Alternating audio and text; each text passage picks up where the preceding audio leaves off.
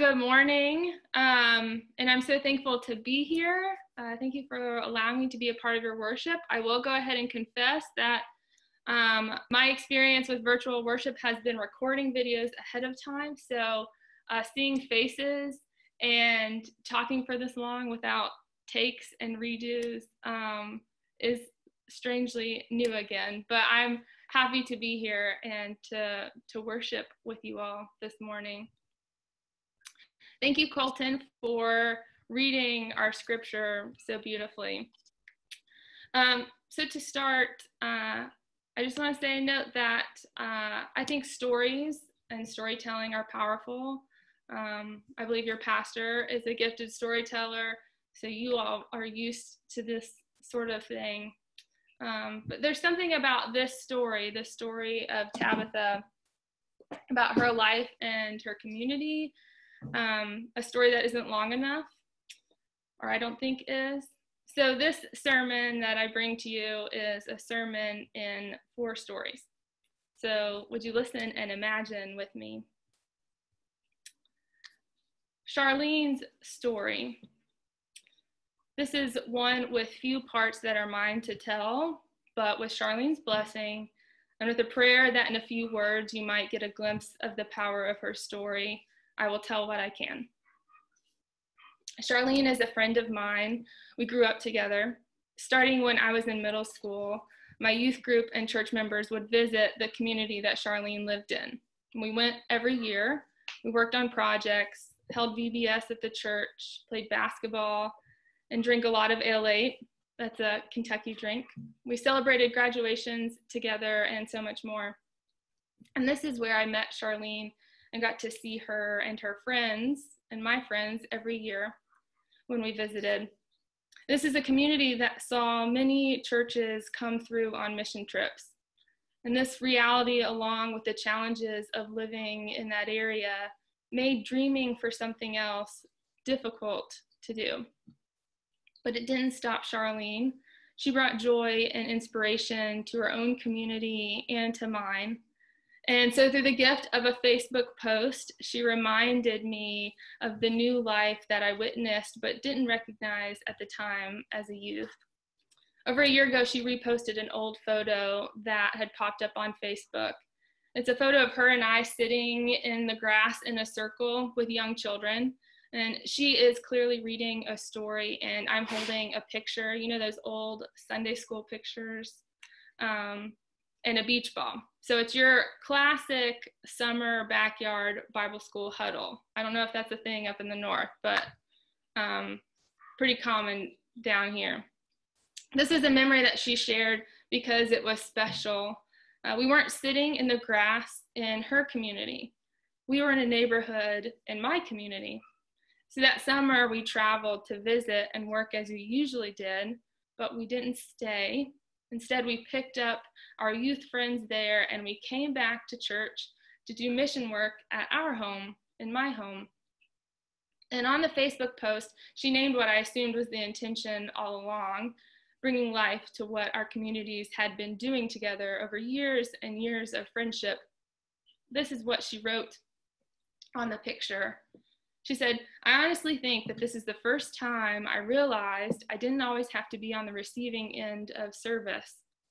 You guys helped me to see that we too could help others, and I love this picture even more now." And in that photo and in her comment, I got a glimpse of healing in our communities that had been there for some time, in places that we didn't know needed it. I saw the power in the story of a woman who refused to let what might have been expected of her to define her.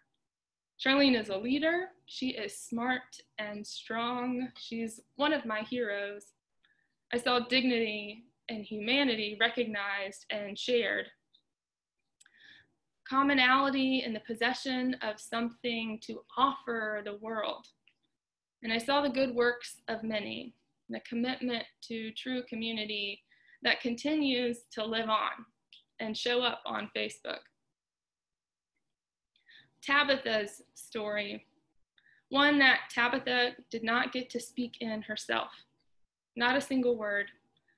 This is Tabitha's story that, despite her reputation for good work and her resurrection, is still minimized on the page. This is Tabitha's story, and we have to look closely, asking different questions in order to find a piece of Tabitha's story, or who Tabitha is.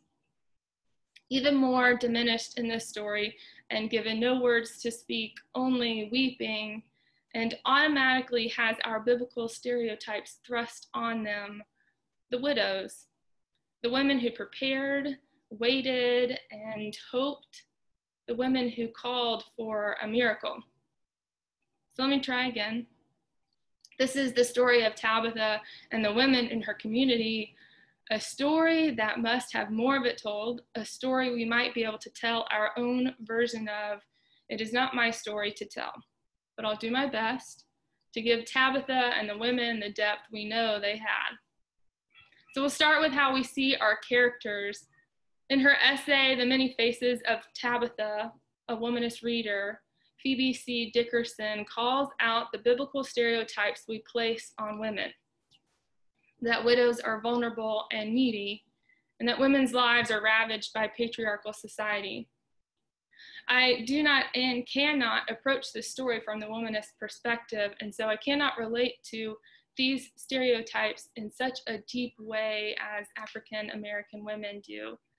But I do see how these stereotypes influence my interpretation and limit my approach. Maybe you do too. What should be challenged is the simplicity and degrading image of these stereotypes. Widows in need of support and without their husbands, yes.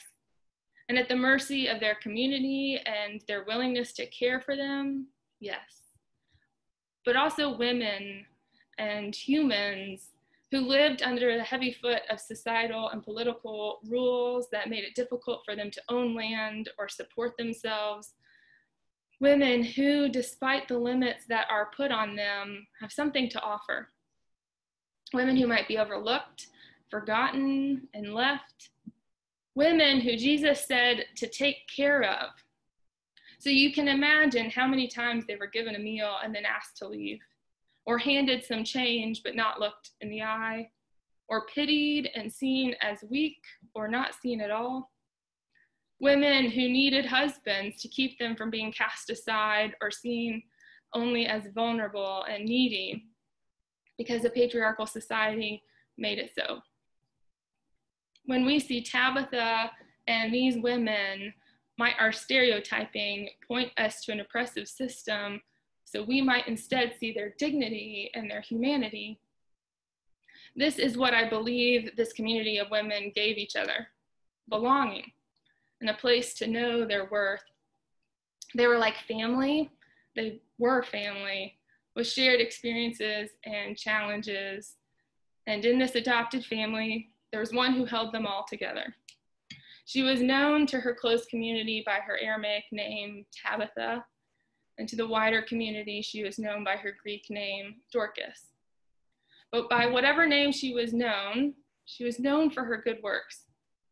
And these good works can't be translated as glorified volunteer, but her consistent moral character and her charity, evidence of her compassion. Dickerson, the writer I referenced earlier, offers another perspective as well, saying, we do not typically think of Tabitha's good works as instruction or financial management of the community, or promoting an early version of union organizing by uniting the widows in the community. I think we should. When called Tabitha by those close to her, it was in tones of love and respect, a name held tightly in the hearts of these women who grieved greatly and who mourned the loss of their loved ones, and yet another loved one. And yes, they wept. They wept not just for her passing, but in fear of a broken community, a community that was moving towards healing and new life. It was a community that hoped, because if she were not there, who would advocate for them? Who would see them? And after her passing, these women did not simply grieve, but they got to work and they sent for Peter, and they washed Tabitha's body and laid her in an upper room. They did not, however, prepare her body for burial with spices. Maybe this was them clinging to hope. And they watched, and they waited, and they gathered their belongings that now they treasured more than ever, the tunics and the clothing that Tabitha made with them. And so circled around her body, weeping, Peter walks in, and through their tears, they show the items that reminded them of her. A side note is that it is possible that Tabitha was a textile business, or in the textile business, and even able to provide for herself. And so if we see these tunics as the handiwork that Tabitha made with these women, then they weren't just showing them for sentiment, but showing the work that they did together. They showed what they were capable of, what Tabitha saw and knew what they were capable of. And Peter didn't. Peter sends them out of the room. And this isn't a good sign, because Peter's miracles were usually performed in rooms with people around him, accompanied by a sermon and evoking the power of Jesus Christ. But these women were asked to leave. And a few women, I imagine, pressed their ears to the door, not able to hear much. Now felt the shifting of the floor as Peter knelt, and they listened closely, hoping. And all they could make out was a mumbled prayer and then 2 words, "Get up." And in this muffled sound through the wall, it might be difficult to tell how Peter delivered these words exactly. Was he confident or hesitant, maybe? But the words themselves could not be mistaken, and so tear-filled eyes waited silently, hoping, wanting to feel the movement of the floor that would be the sign of 2 people now moving around in the room. And on the other side of the door was Tabitha, whose eyes had closed to the image of her friends by her side, and now they opened to see an empty room with one man reaching out his hand to help her up. He said something, she wasn't sure what, but within seconds, I know they had to have poured in. Her family, rushing to embrace her, filling the room with an indescribable joy, a joy that comes when communities find healing and new life. It's a bit of healing that is experienced when a people on the margins are reminded that they are not alone and that they matter. Renewal that comes from new life being breathed into someone who overflows with good works and compassionate acts on behalf of those in need. Tabitha's work was too important to die, and her community too vulnerable to be forgotten, and the family they found in each other too powerful enough to challenge the systems of oppression. And aren't we glad God agreed? Thanks to these women, their persistence and their hope, thanks to God, Tabitha is alive. My story. This is one that I can tell. First of all, in the past few weeks, due to a class I've been auditing, I have been reminded that not every story is for me.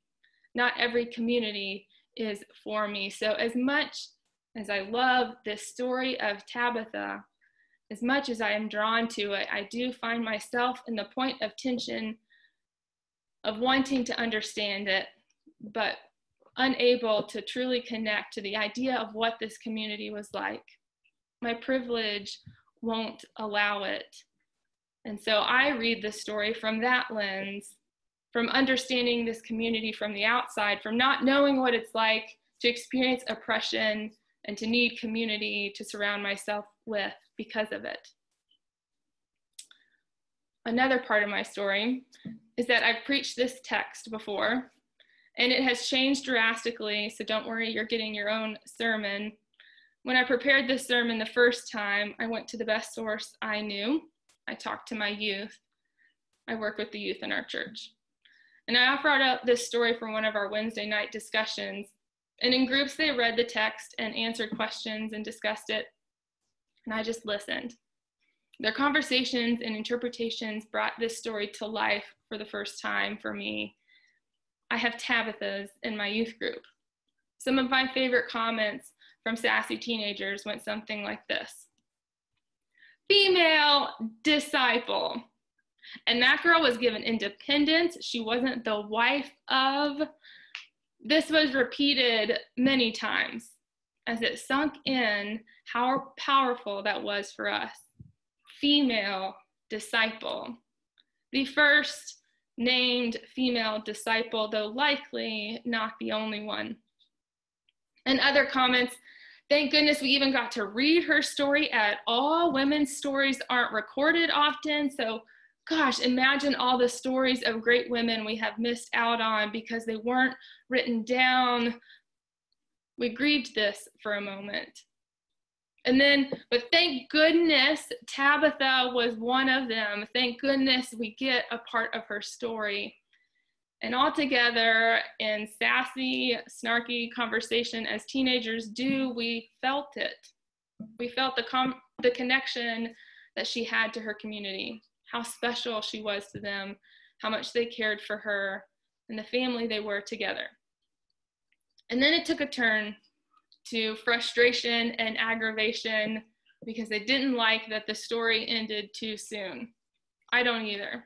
We had invested in Tabitha and we're upset that we didn't get to know what happened next. What happened? Did they celebrate together? What did they do together after an event like this? And I believe it is here that we live out the rest of the story ourselves. Because the work of Tabitha is too important to die, so we must be a part of keeping it alive by creating communities that seek healing in places of grief and brokenness, and being a community that is a part of healing in places out in the world. To be disciples, people who listen to the voices of people who aren't being heard, people who search to push the margins, to find people in the margins, people who see humanity and offer dignity to those the world tries to rob of it. In this place and in this world, we desperately need the work of Tabitha to stay alive. We need more charitable acts and good deeds. We need communities where all people are recognized and given dignity. Thank goodness God agrees. I believe your church is full of Tabithas. And so finally, your story, one that isn't for me to tell, one that I can't tell, but if you'll be gracious, I will try to tell what I know. I do get the newsletter, and I know a guy, so I've got a little bit to go off of.